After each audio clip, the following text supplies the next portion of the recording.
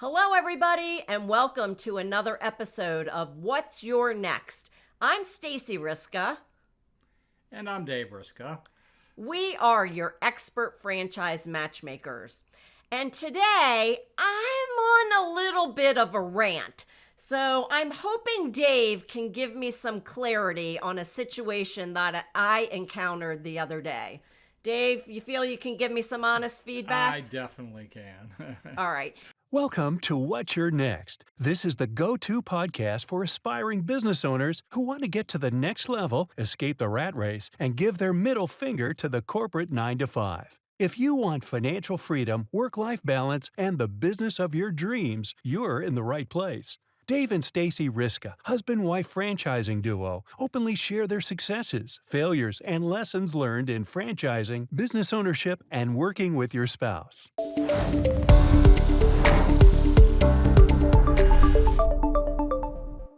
Here's what happened. I was talking to a candidate who was gung-ho, really interested in owning a business. They were currently in a job that they hated, a common mantra that we hear all the time, right? All the typical reasons. I hate my boss. I hate my company. I know I'm next on the chopping block for layoffs. And if I'm going to work this hard, why should I do it building somebody else's wealth instead of mine? Totally made sense, right? And this person that I was talking to was very open to exploring franchises because they knew that since they had never owned a business before, franchising made a lot of sense, a proven system where you can ramp up quickly. So, as you can see, Dave, so far, the candidate that I talked to, it really fit into what you call the 8 F's, right? That's correct. And what would be the reason, just so our audience would know? What was their reason? Well, it was fallacy of job security, right? One of the F's. What the F, right? And their F was fallacy of job security. Absolutely. All right, so you're with me so far? I am absolutely with you. All right. So as I continue the conversation with this candidate, I asked them, I said, well, if you're looking at business ownership, what is the most important criteria to you in having a successful business? And you know what their answer was? No, tell me. Their answer was, well, Stacey, if I'm going to own a business, I must make my full salary on day one in this business. I must make my full salary on day one in this business. So you can see why I'm a little bit on a rant. But let me ask you, Dave, is this realistic? Well, Stacey, first off, it is a good statement, right? I mean, generally people coming out of the corporate world, they're coming out, they've had a salary for a very long time. They're used to that money coming in on a regular basis. And for that type of expectation for them, it's not unrealistic, only in that they've never really been in business before, so they really don't know what to expect. So what I want to start off with is a good piece of information regarding that, and that is that when you're evaluating franchises and you feel like this is you and you need to replace your income immediately, one of the things about buying a franchise that's really nice is there's something called an FDD, and we've talked about this recently in our previous episodes.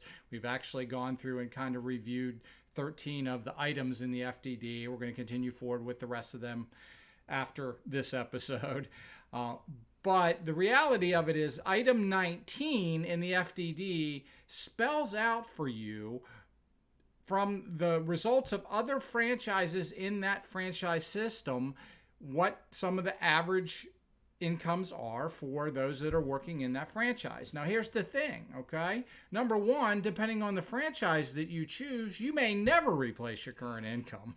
I mean, if you're an attorney or, something like that, and you're used to making a large, double 6-digit income, then it's not realistic at all to think that you're going to come in and buy some franchises and replace that income. So it's going to be, and a lot of the reason why that you need to work with someone like us is if that truly is one of your criteria, is to replace that income as quick as you can, then it's also going to limit some of the choices that you can choose for choosing your franchise, right? I mean, there's just some of them out there that realistically, not that you couldn't replace your income necessarily, but they're not really designed that way. Okay. So for instance, like some of the real estate ones are more, fix and flip, and it takes time. It's going to take time to build that and do that in 2 months, 3 months, 4 months before you flip your first house, right? And if you do that, you have no income for 2 or 3 months.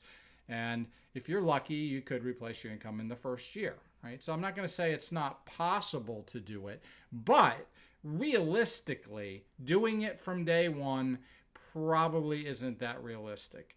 Generally, when you go into acquiring a franchise, the franchise has an investment schedule they give you, and part of their schedule includes operating money to pay you during your ramp-up phase. Now, that is not income. That is borrowed money that you're using to pay yourself an income from during that ramp-up phase. You hope to recover that income you hope to replace that as quickly as possible with income, but the reality of it is, chances are in year one, it's going to be difficult to replace that income. Now, I want to make a disclaimer here. We are not allowed to make income claims here. That is not part of our, what we're allowed to do under the guidelines of being a franchise consultant. So it's really important that regardless of what anybody tells you, you really need to dig deep into that FDD and figure out, is it even possible to replace my income at all with this franchise? And if so, maybe during the due diligence phase of your investigation, when you're talking to other franchisees, this would be a question to ask them. How quickly did you ramp up your business and replace the income, whatever theirs was, from wherever they came from, before they got into this? How quickly did they replace their income, right? You can ask those kind of questions to other franchisees of that system, but we cannot quote to you in any way, shape, or form that of any income that you're going to be replacing that when you acquire a franchise. Yeah, thanks for sharing, Dave. It's always nice to have an outside perspective on it. I have 2 additional takes on it. So if you're kind of in a situation where you're in a job and you're thinking that you might want to leave to start a business, but you really do need to replace your income. So let's say you're making 6 figures, right? And so the ultimate question is, well, is it realistic to make 6 figures on day one? And I think the answer is, well, maybe. As Dave said, you need to look at the FDD. But let me challenge that a little bit. What if maybe you were able to make $75,000 instead of $100,000 in your first year because you're ramping up your business? But by the end of year 2, you're making $200,000 or $250,000. Is that, can you live with that result? So you really have to ask yourself, what do you need today, but ultimately, what do you need long term? Because you're building a business as a long-term investment and an asset. So I'm going to kind of play devil's advocate on myself as well, because Dave, aren't there some businesses that you can be cash flow positive on day one? Well, Stacey, again, without making earnings claims, right. There are franchise opportunities out there that can provide you cash flow from when you come out of the gates. However, a lot of that is highly dependent on things like, it could be a territory. You could be the territory you're in where, maybe you're in a seasonal business and you start and you have rain for 3 months and you can't do work, right? So there's a lot of factors that can play into any type of business income, regardless franchise or not franchise. So I really don't want to make a statement regarding that particular point.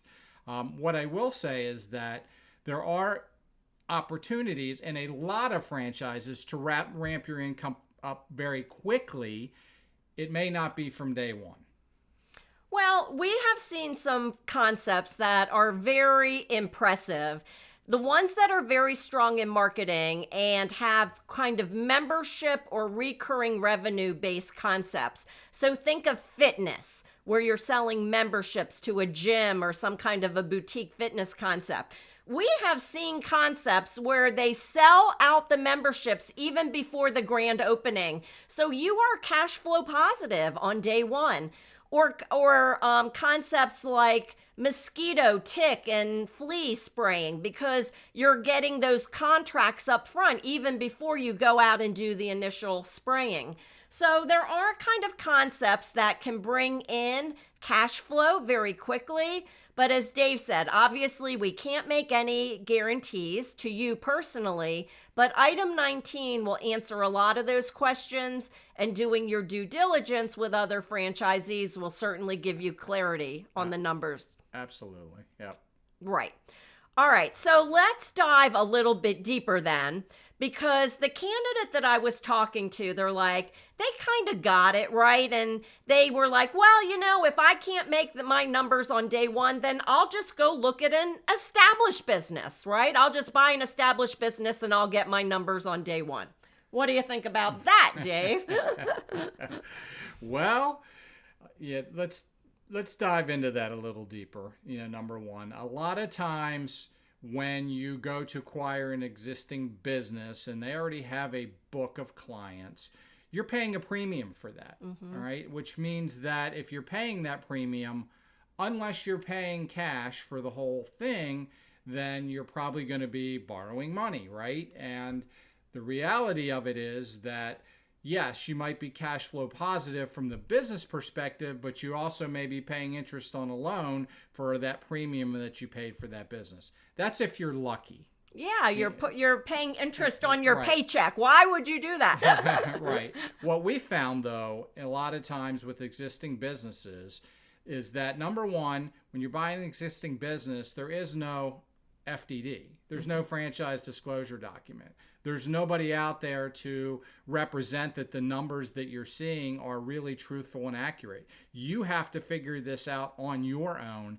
And what ends up happening is you really have to think about, well, if it's this good, then why is this person selling the business, right? And a lot of times that comes true, meaning that there was something under the hood that wasn't disclosed properly necessarily, or maybe it was disclosed properly and it would, they're asking for such a large premium, which we see a lot of times on very cash flow rich businesses, that it's not that you won't recoup that and see those numbers, but you still won't see them in true form, until year 2 or year 3, because you're paying interest on a loan for the premium you had to pay for that type of a business. So again, we can't make income claims on any kind of a business, franchise, not franchise.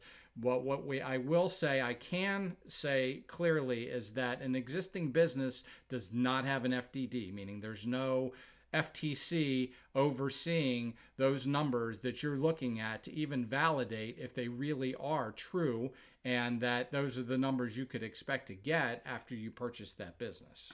Yeah. There's definitely pros and cons to looking at an existing business. Dave and I, we prefer to lead candidates to those kind of concepts when it makes a smart strategic decision to snap it on to a business that's already in place. So for example, Dave and I actually did this ourselves. Way back in the day, we had started a business from scratch doing outsourcing work. And as we grew in scale, we realized we need some additional capabilities. It made more sense for us to go out and buy the businesses and snap them on to what we had than for us to kind of grow and create it organically. So that's a situation where looking at an existing business would make sense. And we weren't doing it to buy a salary or cash flow on day one.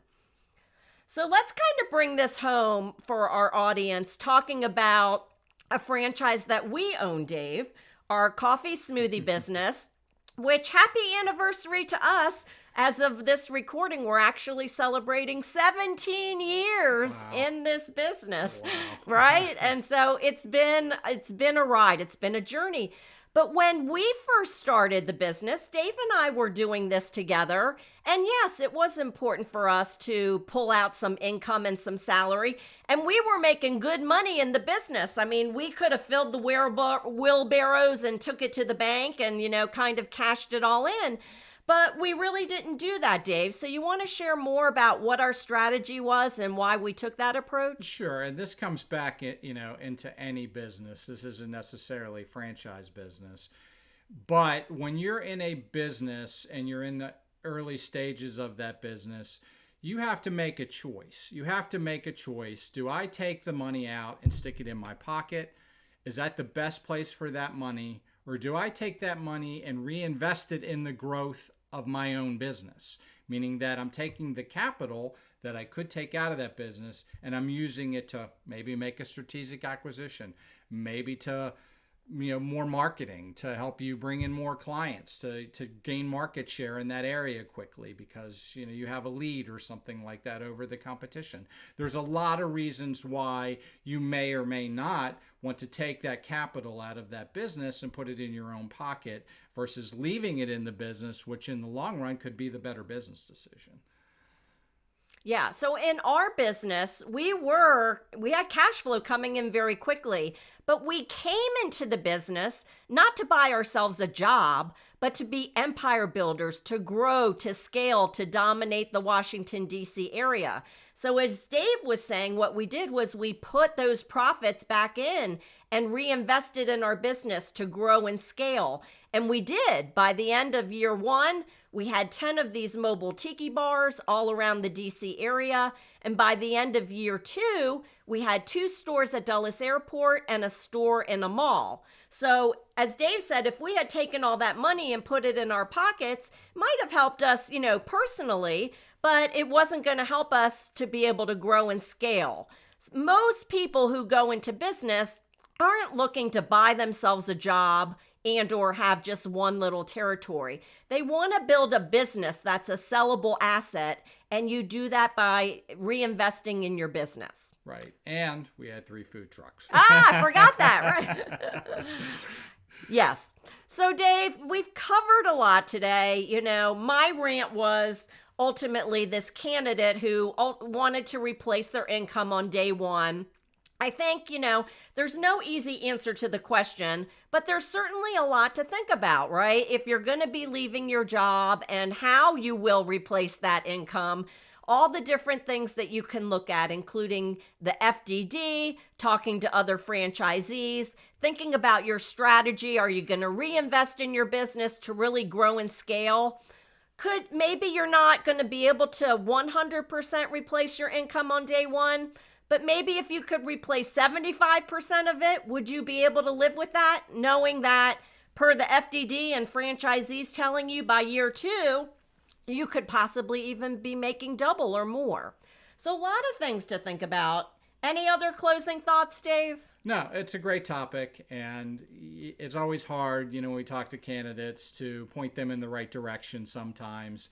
And we don't want to make anybody, feel that owning a franchise is not a lucrative opportunity for replacing an income. All we're saying is that, even if you were to go into any business, that you're going to have to make decisions on that capital of what you do with it. And putting it in your pocket may not be the best one.